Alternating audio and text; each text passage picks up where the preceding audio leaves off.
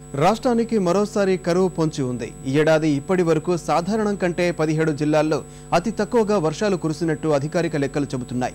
ఇదే పరిస్థితి మరిన్ని వారాలు కొనసాగితే ఉత్పన్నమయ్యే పరిస్థితిపై ప్రభుత్వ వర్గాల్లో ఆందోళన వ్యక్తమవుతోంది. వర్షాలు ముఖం చాటేస్తున్న కొద్దీ రాష్ట్రంలో కరువు ప్రభావం పెరుగుతోంది.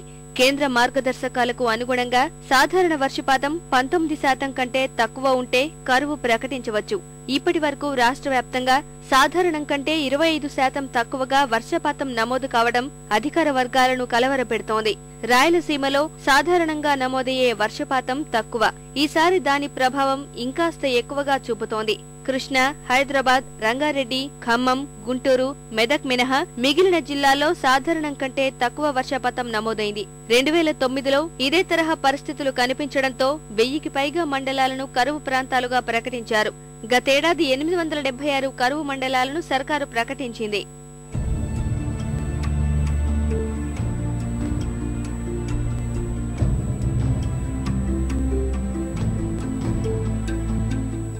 సౌత్ వెస్ట్లో మనకు జూన్ నుంచి సెప్టెంబర్ వరకు సుమారుగా 624 mm రెయిన్ఫాల్ నార్మల్గా కురవలసింది ఉన్నాయి. ఇప్పటి వరకు 60 mm మనకు వర్షం కురిసి ఉన్నాయి. సో ఈ రోజు వరకు మన రాష్ట్రంలో డెఫిసిట్ రెయిన్ఫాల్ ఉన్నప్పటికీ కొద్ది జిల్లాల్లో, ఒక 5-6 జిల్లాల్లో వర్షం బాగా కురిసి ఉన్నాయి. ఆందోళన కలిగిస్తున్న వర్షపాతంతో ఉన్నతాధికారులు జిల్లాల కలెక్టర్లను అప్రమత్తం చేశారు.